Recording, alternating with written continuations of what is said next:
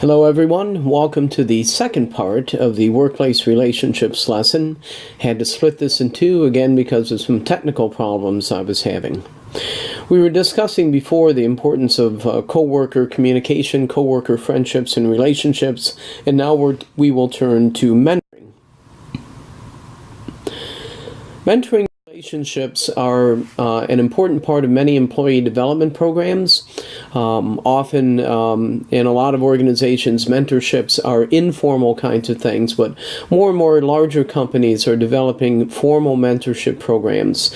At LaSalle for a while, senior faculty like me were paired with new faculty in various departments that were close to our disciplines so that they could learn the ropes of what it was like at LaSalle, make decisions about committees to be on, and so forth. There are a variety of things that mentors do for employees. Specifically, they can provide advice and guidance early in the career. They can help the protege make connections with other people to network throughout the organization, particularly with people sort of further up the organizational hierarchy. A good mentor can help a protege understand the politics of an organization. Recall last week when we were talking about the political frame, politics is the ability to influence someone to do something they might not otherwise do. A good experienced person in an organization knows where the power is, knows who makes decisions, and even they know the people who have the power, even if they're not formally in the organization's hierarchy, as someone who should have the power. Office managers, for instance, wield a lot of power in organizations because of the knowledge they have. Mentors help employees get public recognition for the work that they're doing. They nominate them for awards or recognition programs that an organization might have. And they provide the opportunity for the sort of visibility that new employees might not otherwise get.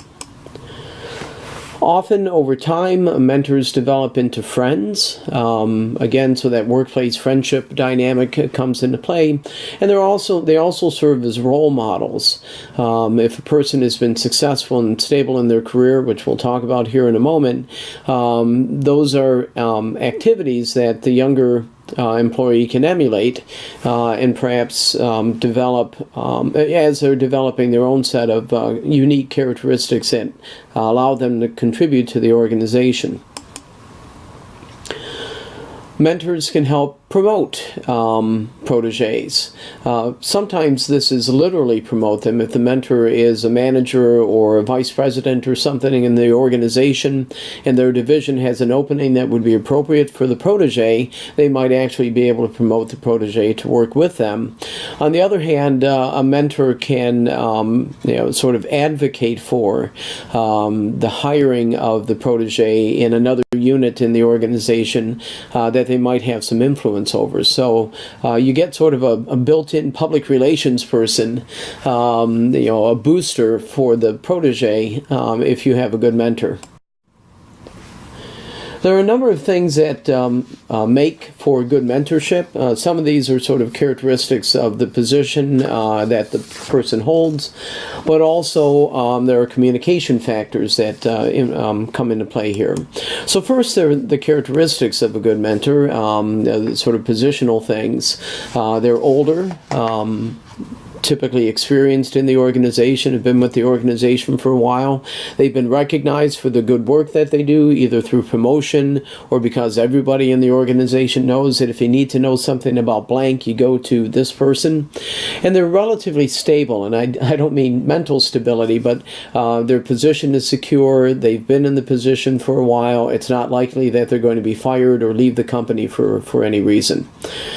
It is possible to have a mentor in the industry or field through the networking that you do in professional associations or going to job fairs and those kinds of things.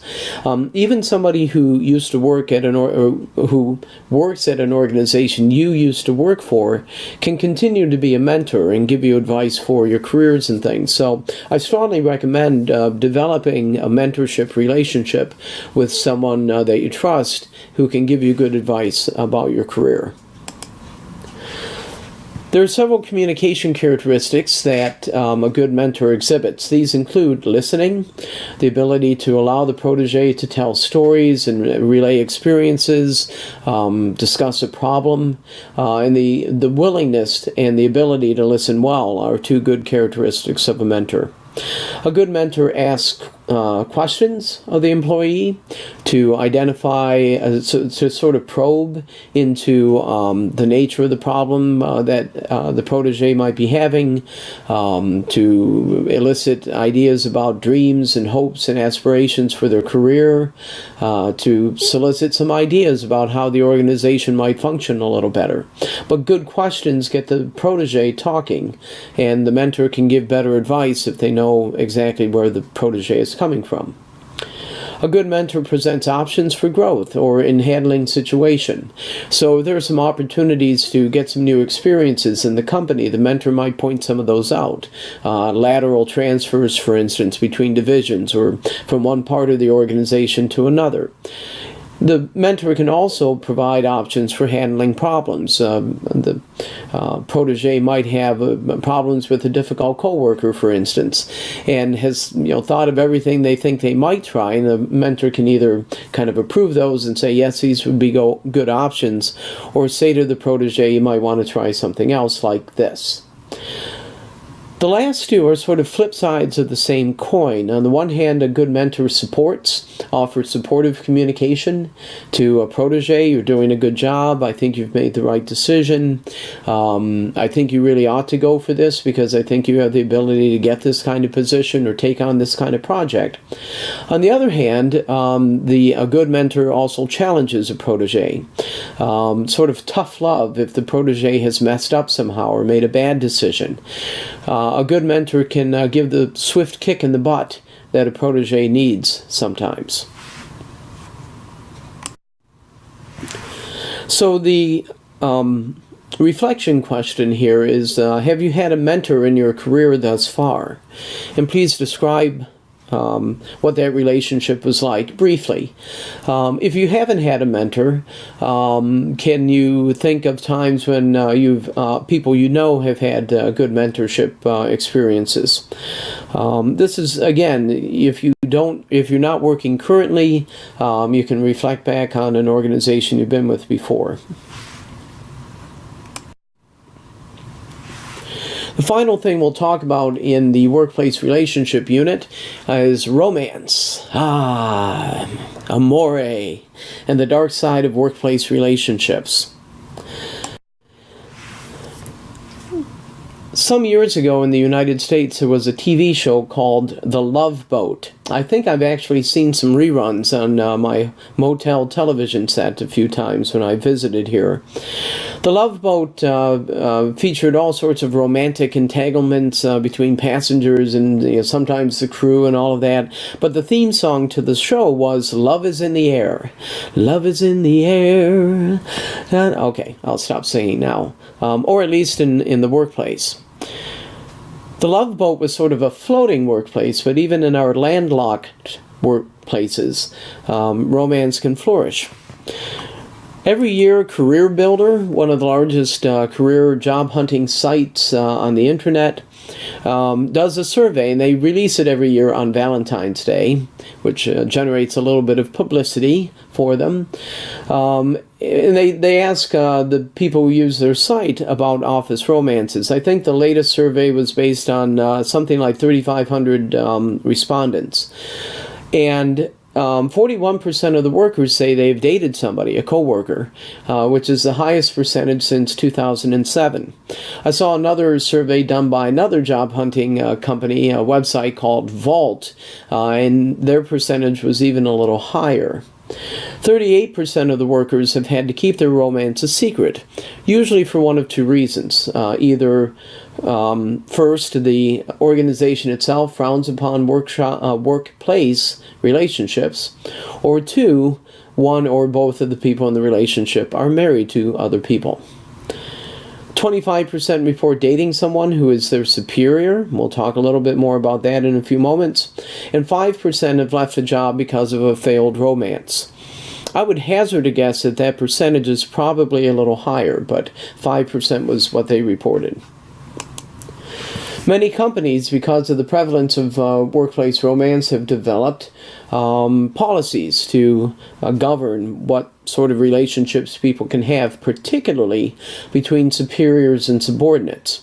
In fact, it's usually forbidden that somebody who has a direct reporting relationship to another person, that those two people just can't have a relationship. This also pertains to other sort of superior subordinate or high power low power kind of combinations, like students and teachers, for instance. So my reflection question here is, have you ever experienced coworkers having a romance in your workplace? And how did you react? How did you feel about that? Notice I'm not asking for you to give an example of any of your office romances, if you had any, because that's really not any of my business, now is it? There are some advantages, I guess, I'm not going to argue for workplace romances, but there are some benefits that come from having them, as well as some negative outcomes from having office romances. We'll explore the positive benefits here first. Many studies report that there's little impact, either positive or negative, on work performance, that the two people in the relationship continue to perform at the same level they had been performing at before. In addition to this, the ability to work with other people and that seems not to suffer. Some coworkers report that the partners in a couple are in a better mood. They are happier in the workplace, and this also translates into working in teams. That people in a couple seem to work better in teams. Now, it's a little unclear in some of the research whether that means they were in a team together, or just because they were in a relationship and in a team that didn't necessarily include their partner, they were still easier to get along with and were more productive in teams. On the other hand, there are some negative costs associated with workplace romance. Generally speaking, there have been some studies that counter the one benefit in terms of decreased productivity, that people in a romance, particularly if there are issues there, are less productive. There's more of a focus on personal goals rather than company goals, and this is a challenge to a certain extent.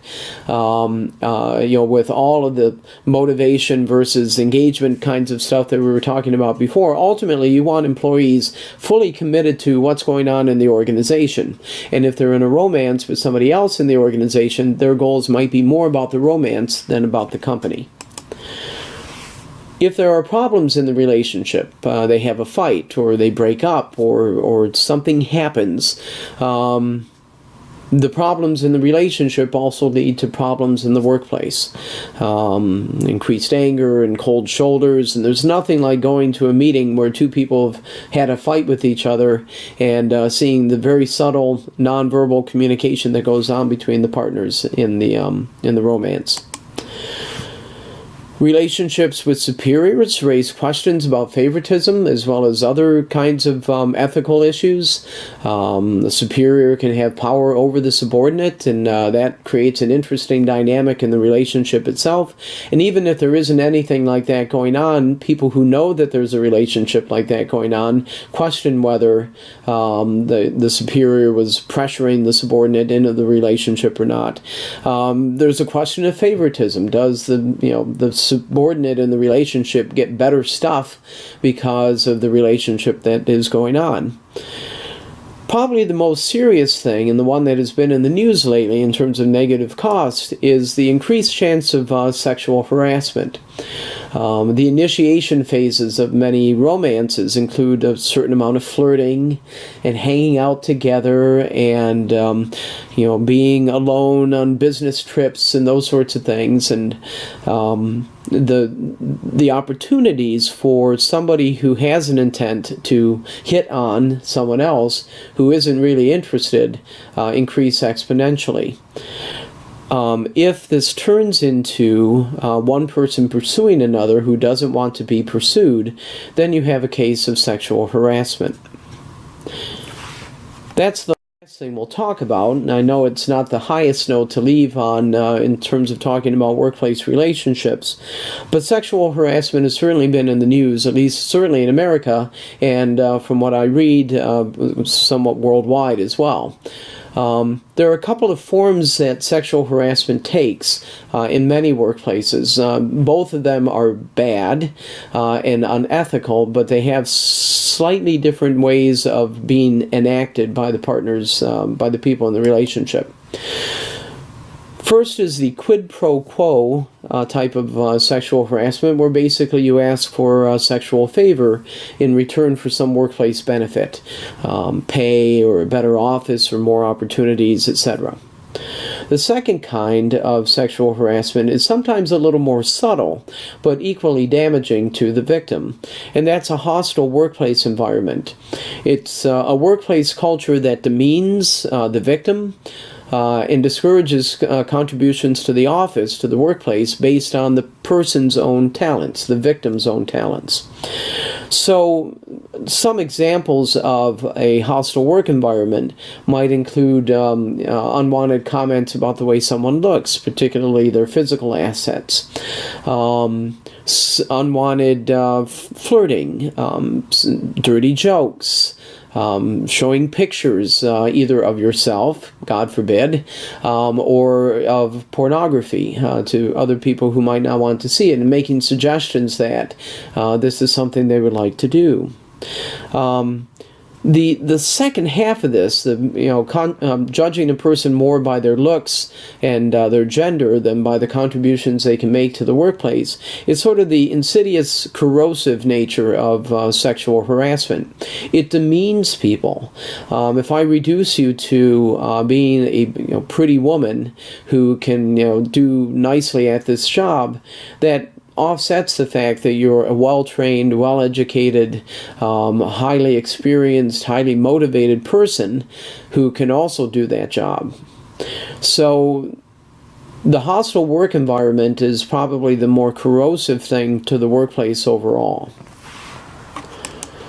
There are many communication behaviors that can create a hostile work environment. I encourage you to look at the O'Hara reading, page 26, for a quiz on the sorts of actions that might be considered sexual harassment. Their actions and statements and those sorts of things. Please note, you do not have to complete this for your reaction paper. I show it to you largely as an example of the kinds of statements that people have been sued over, and at least in the United States, or have had complaints lodged against them about.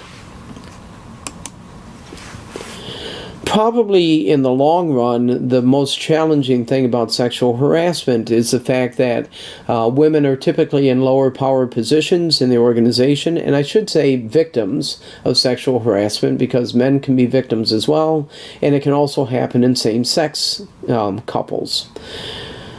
The communication over the years has been discouraged. Reporting incidents of sexual harassment or even sexual assault in the workplace, it was largely underreported. Some people have suggested that the actual incidence of sexual harassment at work is actually probably about 20% higher than it is reported, because people have just not come forward. If you follow the news and see the treatment of some of the victims, or the people reporting sexual assault by the perpetrator or by the perpetrator's entourage, you can imagine why it is difficult for reports of this nature to come forward. The Me Too movement has been a social revolution, in my mind, of women speaking up now finally over the poor treatment they've received. It is a global movement, and as an add-on to this class, not a requirement, I posted a report, a news story from Public Radio International about the global scope of sexual harassment in the workplace.